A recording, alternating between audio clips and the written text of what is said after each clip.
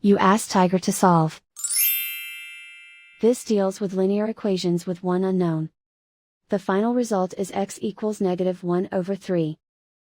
Let's solve it step by step. Simplify the expression. Expand the parentheses. Multiply the coefficients. Simplify the arithmetic.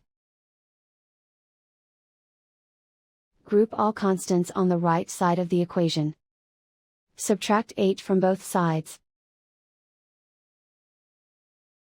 Simplify the arithmetic.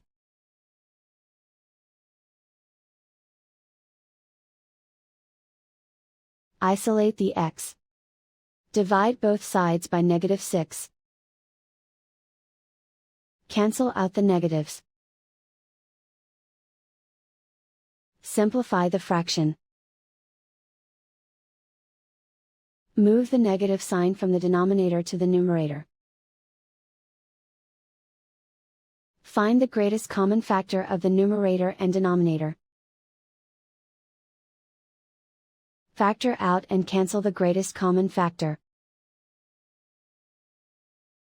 And so the final result is x equals -1/3.